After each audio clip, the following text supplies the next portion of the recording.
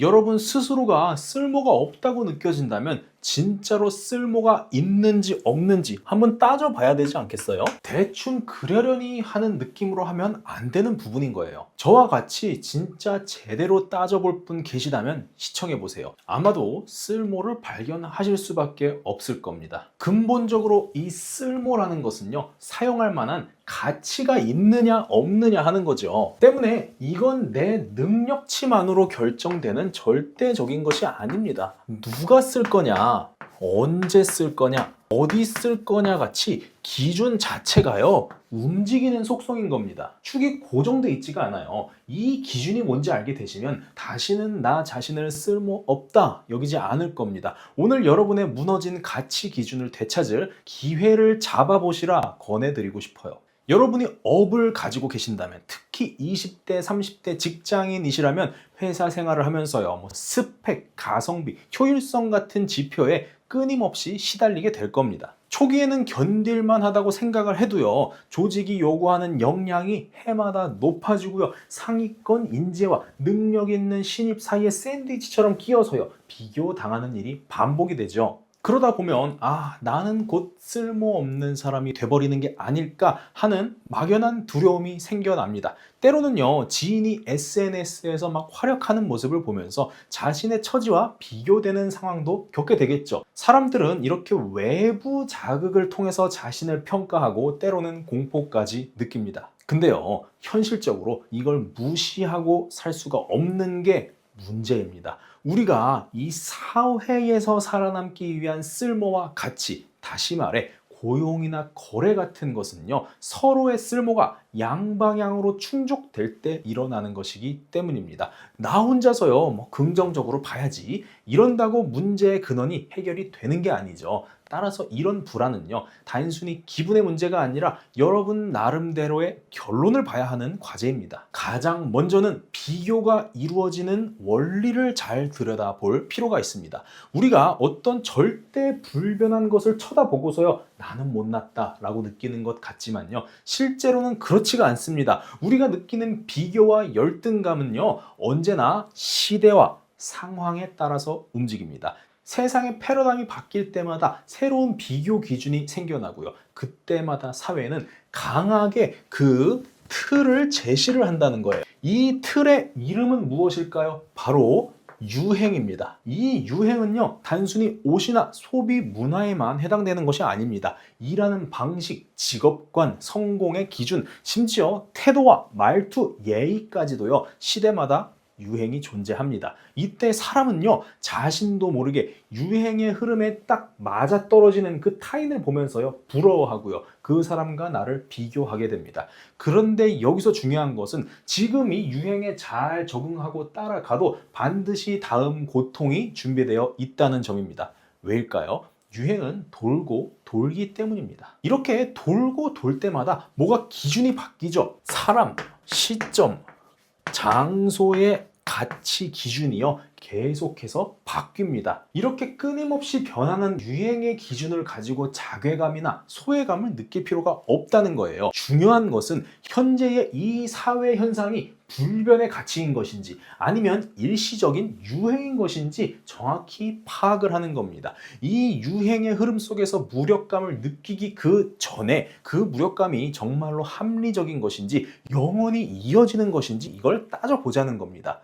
그러려면 우리에게 이런 불안이 누구로부터 언제 어디서 찾아오는지 그 전체의 과정을 구체적으로 살펴보는 게 좋겠죠. 레온 페스팅거의 사회 비교 이론에 따르면 사람은 누구나 자신의 능력과 의견이 옳은지 충분히 괜찮은지 아닌지 이런 것들을요, 타인의 기준에서 확인하려는 동기가 있습니다. 나보다 더 나은 사람을요, 상향 비교를 하고요, 그래서 더 앞으로 나아갈 동기를 얻기도 하고요, 또는 남보다 내가 더 나은 상황을 하향 비교를 해서요, 내 발전된 정도가 어느 정도인지 가늠해 보기도 합니다. 이 비교 능력이 있어야 내가 키워가는 실력과 경쟁력이 막 사회에서 동떨어져 있는 게 아니라요, 잘 융화가 되고 필요한 방향으로 성장을 합니다. 좋은 거예요. 문제는 현대 사회가 이 비교 과정을요, 지나치게 가속화한다는 겁니다. 가속화의 핵심은 뭔가요? 매체죠. SNS를 통해 남들 일상을 훑어보고요. 다른 사람의 성과나 사는 방식을 끊임없이 확인을 하게 됩니다.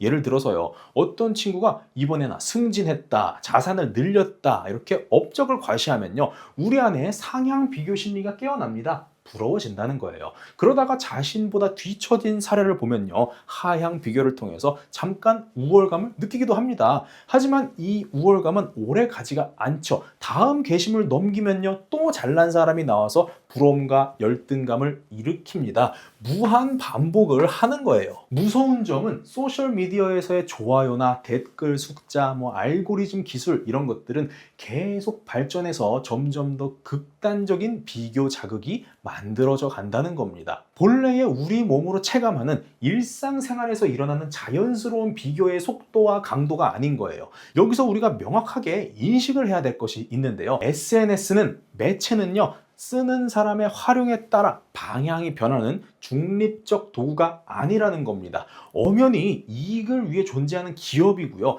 때문에 이윤의 방향으로 직진을 한다는 거예요. 각 사람마다의 사는 패턴을 읽어서요. 가장 관심 있는 걸 화면에 띄워주죠. 상향 비교할 게시물과 하향 비교할 게시물을 반복을 시키면서요. 만족과 불만족을 이 안에서 다 찾을 수 있게 만듭니다. 그리고 이 매체의 회전 사이클은요. 점점 빨라지면 빨라졌지 느려지지 않는다는 겁니다. 잡힐 것 같은 순간이 되면 유행이나 기준, 평가 방식 바뀌죠. 즉 절대 잡을 수 없는 것을 끊임없이 뒤쫓게 만들고요. 그 세계 안에서 헤어나오지를 못하게 만듭니다. 그래서요. 어떤 분들은 이 비교하는 장치를 잠시 삭제를 하고요. 자기 길을 찾으러 가기도 합니다. 시대가 자꾸 변하고 감당할 수 없는 속도로 치달으니까 스스로 구원책을 찾기 위해서 남들과 다르게 살아보겠다, 기준을 한번 거부해보겠다 결심하는 분들이 생기기 시작한다는 거예요. 여러분 주변에 보셔도 나만의 가치를 추구하는 이들이 늘어나고 있는 걸 아실 겁니다. 저는 이거 정말 바람직한 흐름이라고 생각합니다. 하지만 막상 이걸 시작을 하면요. 오히려 더 큰 문제가 나타날 수 있죠. 바로 고립과 특권 의식이 생기기 시작합니다. 지나친 자기 기준, 달리 말해서 사회의 흐름을 전혀 고려하지 않는 기준을 가지게 되면요.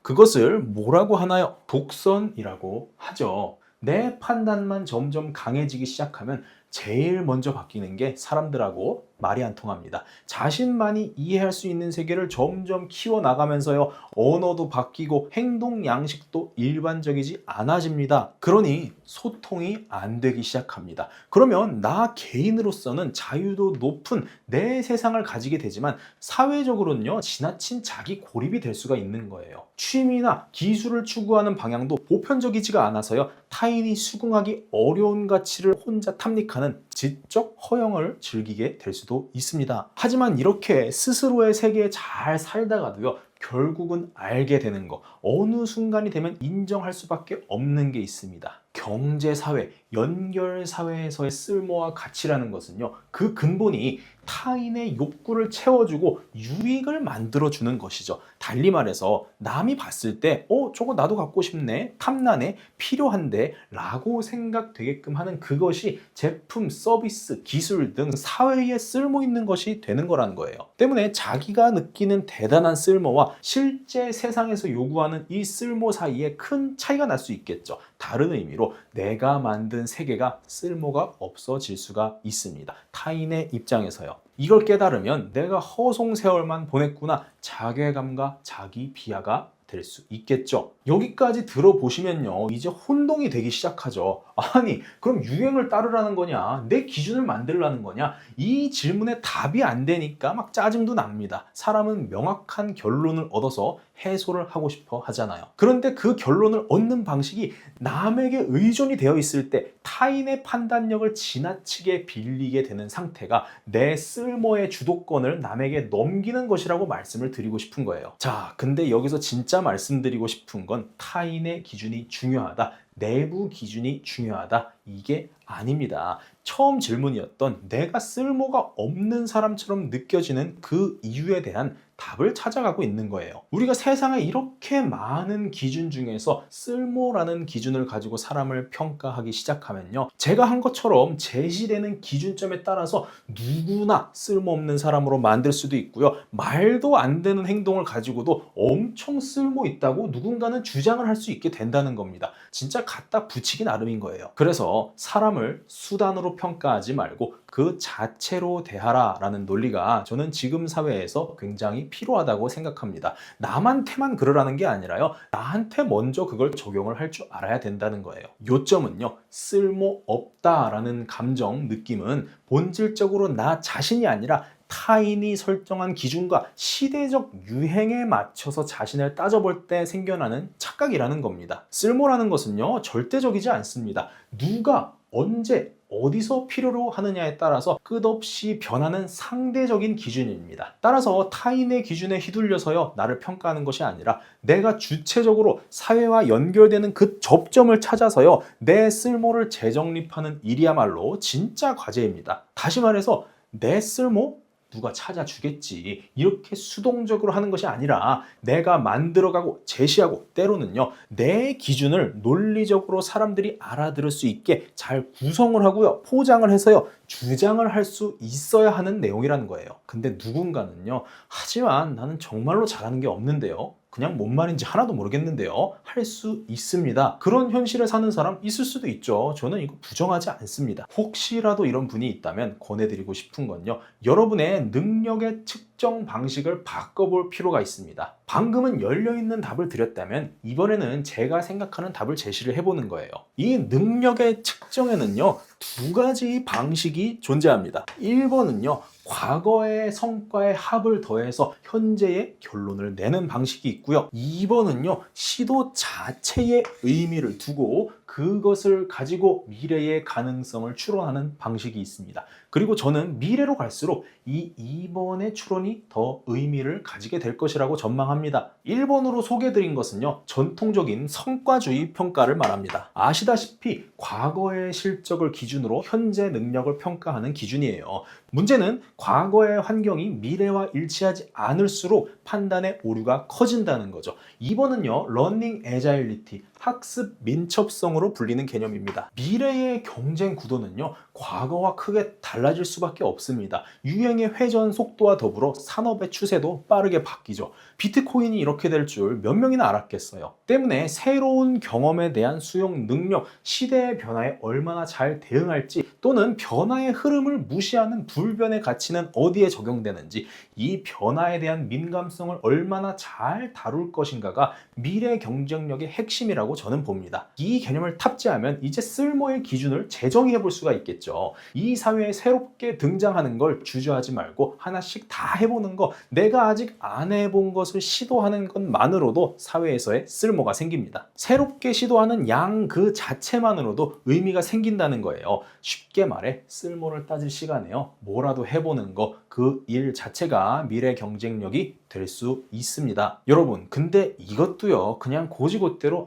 그렇구나 하지 마시고요, 나름대로 내 성향하고 믹스를 해보고, 이거 내가 할 수 있는 거구나, 없는 거구나, 나는 이렇게 살고 싶은지 저렇게 살고 싶은지 판단을 해보시라는 겁니다. 그래야 나중에 또 유행 지나고요, 시대가 변하거나 혹은 저보다 훨씬 설득력 있고 합리적인 주장과 논리를 가진 사람을 마주했을 때 여러분이 또요, 나는 쓸모없는 사람인가? 라는 함정에 빠지질 않는 거예요. 그래서 오늘은 집에요, 좀 혼자 조용히 방에 들어가셔서 여러분이 잘하는 거 한 개라도 있을 겁니다. 그걸 가지고 이게 어떤 방식으로 제시하면 사회에 의미 있는 걸로 받아들여질지, 그걸 고민해 보시면 좋겠습니다. 그 고민을 구성할 재료가 더 필요하시다면 구독을 하셔서 다른 영상 살펴보면서 힌트를 얻어보세요. 여기까지 영상 시청해 주셔서 감사드리고요, 자신의 쓸모를 당당하게 세상에 주장할 수 있는 여러분 되시기를 응원드립니다.